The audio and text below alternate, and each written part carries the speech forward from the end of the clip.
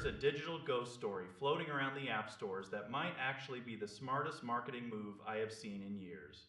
People are actively downloading a cursed piece of software from a television show onto their real world devices. It sounds like the start of a tech horror film, but this is a very real experiment in immersive storytelling. This all stems from a Korean supernatural thriller on Netflix. The series is called If Wishes Could Kill, and it centers around an app that has some pretty dark consequences for its users. Normally, these types of gadgets stay confined to the screen. They are just props or clever visual effects. This time, the production team went a step further. They actually built the software from the show and released it for the public. The app is called Kitty, which is a word that means to commemorate in Korean. The interface is simple. You open it up and you record a wish. That wish is then saved directly to your phone. It is a direct bridge between a fictional nightmare and your personal life. I went deep into the technical side of this because I wanted to see if it was a data trap. Most free downloads are just excuses to harvest your personal information. This one is different. The official versions on the major app stores have a very minimal data profile. They do not share your info with third parties. They do not track your movement. They only ask for the permissions they actually need, like your camera and your microphone. It is refreshing to see a project that focuses on the user experience rather than the data gold mine. The most fascinating part is the developer name. Instead of a corporate logo, the store page lists the name of the fictional character who built the app in the story. That is a brilliant touch.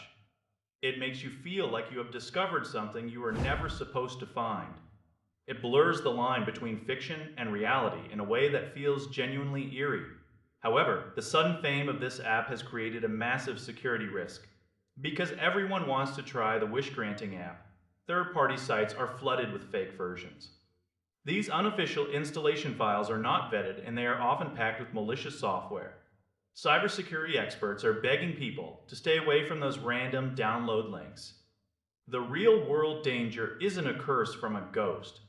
It is a hacker from a shady website. If you stick to the official sources, it is a harmless and very cool piece of interactive media. You probably won't use it every single day.